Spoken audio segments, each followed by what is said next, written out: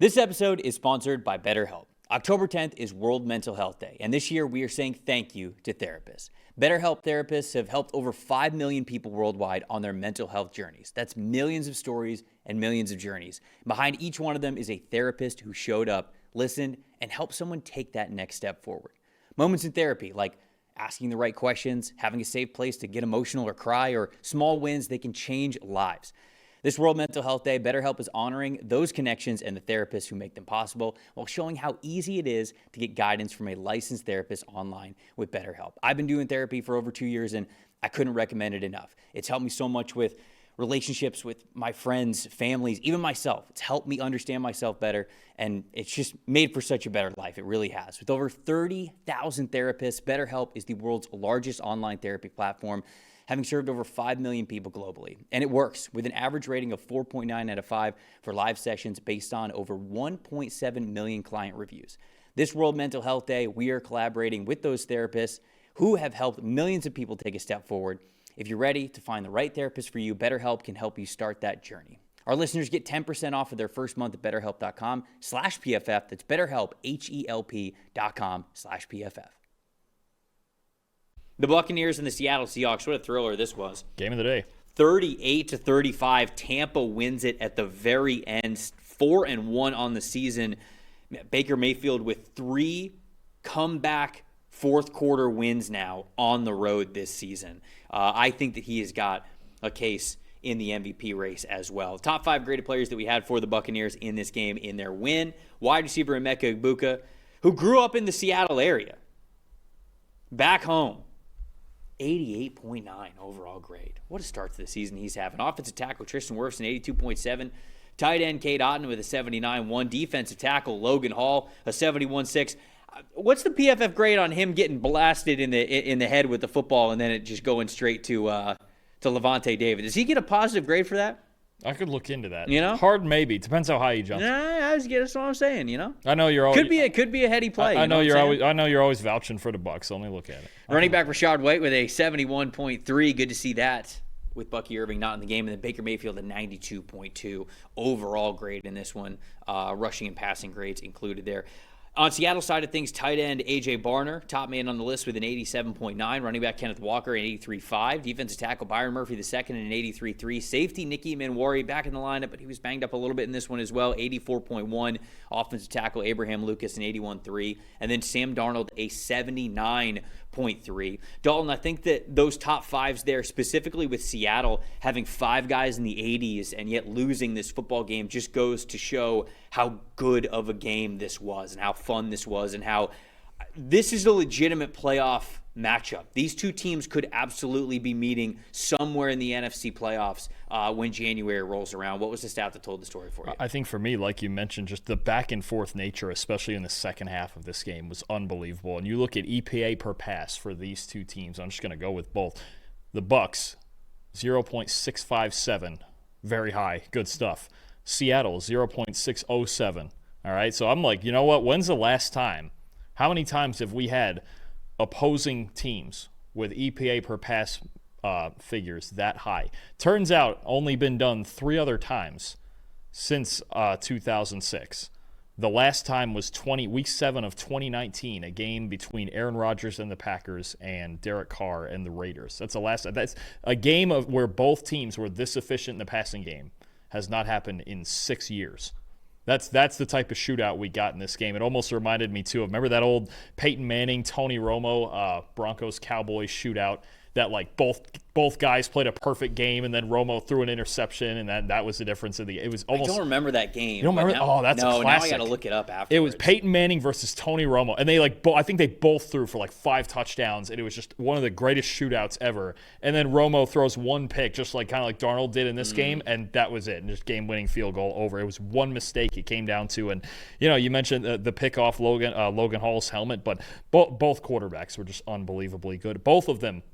For the entire game, we only gave them a negative grade on 2 throws, each of them. Dude, I believe the it. entire game. That's just So unbelievable that stuff. goes into my stat that told the story, because the story in this one was how good this game was, right? Like, the Buccaneers win this one. It's another comeback, again, fourth quarter win for Baker Mayfield, which I think goes into his MVP campaign, all of that. But, like, the real takeaway in this one is that these two teams are legit.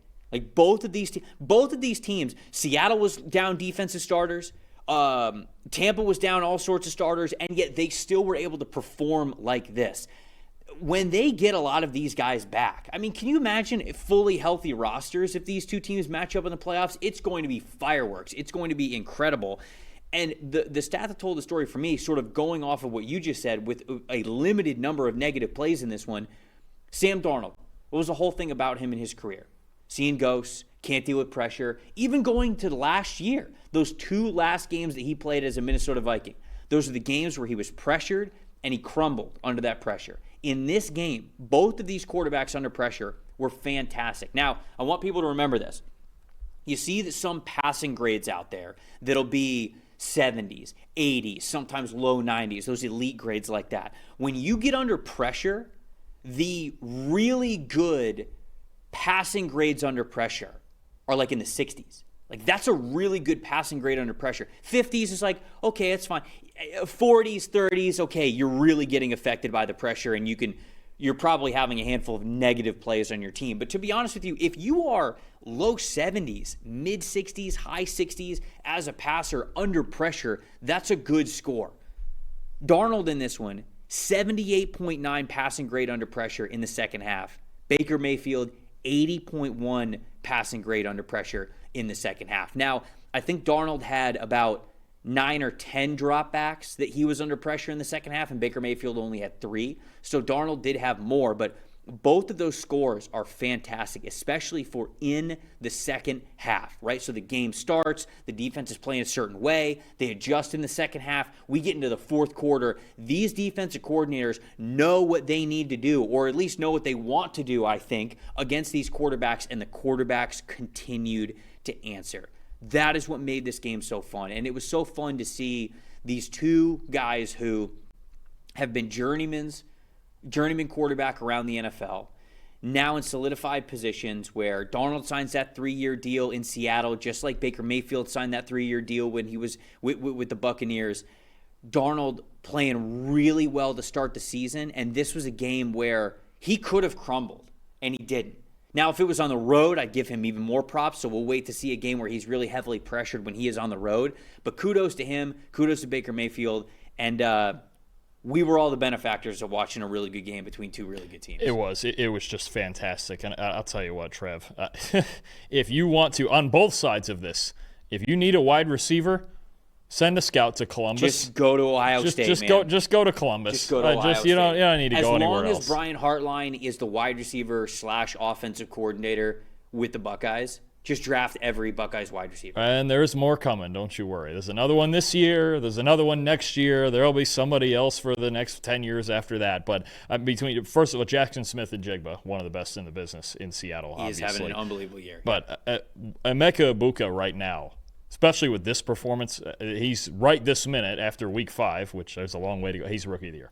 Without question. With no question whatsoever. Without I think question. he's maybe the 4th or 5th highest graded offensive rookie, but he's leading in all of the receiving categories, grade, yards, touchdowns, and just 7 catches, a $163 touchdown, a 2-point conversion, 86.9 receiving. Emeka Egbuka,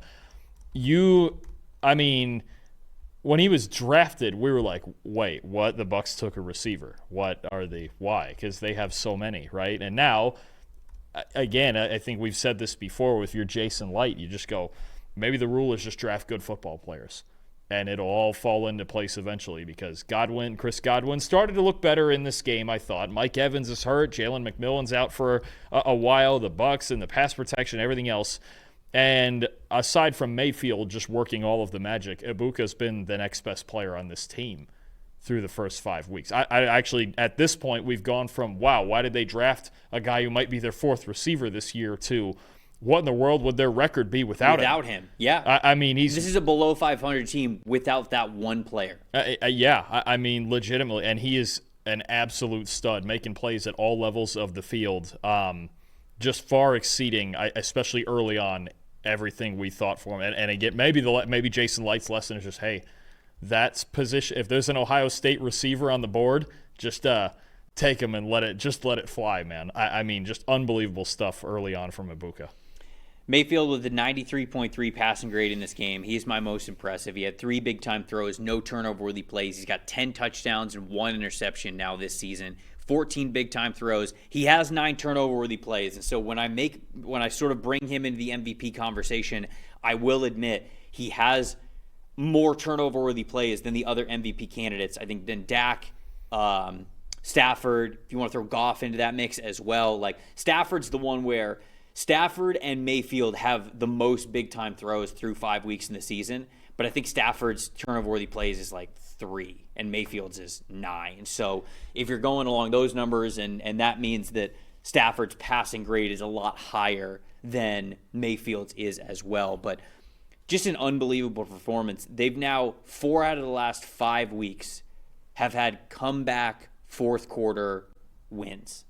And Mayfield's a major catalyst as to why. And what needs to be said for a handful of these quarterbacks we're talking about with this potential MVP race, pass blocking grade, all right?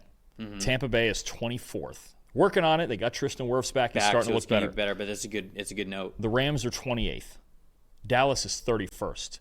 You got some quarterbacks right now working through some really bad offensive line play. The Bucs, a lot of it is injuries. I should even say the Cowboys is in. I'll even throw Justin Herbert in that mix, because the only reason that Chargers offense is starting to slow down is because of all the O-line injuries. But look at some of these quarterbacks right now that are working through some terrible offensive lines. And even Sam Darnold, in his own right, is working through a lot of youth on theirs. They don't have the injuries, but they're an extremely young offensive line that's still kind of gelling together. Mm-hmm. I mean, I credit some of these guys, man, for playing through all the pressure. Dak Prescott's still leading the league in passing grade under pressure. Stafford and Mayfield are not far behind him. I mean, what they have done through adverse situations. And nobody can say they've done more through adverse situations this year. 4 fourth-quarter comebacks than Baker Mayfield. And darn near a 5th one against Philly. Can you imagine the freak out if they were 5-0? They're not even healthy yet. I know. I mean, they don't have Mike Evans in this game. They don't have Luke Gedeke in this game. And yet, they're 4-1. The Bucs getting through, it's the one thing they can sit there and say, just go, boy, imagine if we get healthy. Yep. And where this might get to. And that's the most disappointing for me, was just the injuries on both sides, right? No Devon Witherspoon in this one, no Julian Love, no DeMarcus Lawrence. Bucs didn't have Mike Evans, they didn't have Jamel Dean, they didn't have Bucky Irving, Luke Gedeke, Cody Mock, they're on IR. So I hope we get this matchup again in the playoffs. I hope they're both fully healthy. Oh, the Seahawks need Witherspoon out there badly. They've been getting by with Darion Kendrick and Josh Jobe and those guys. Those guys done a nice job for him, but Witherspoon makes that. And we talked about it last week. He makes the entire thing work. They need him back in there 100%.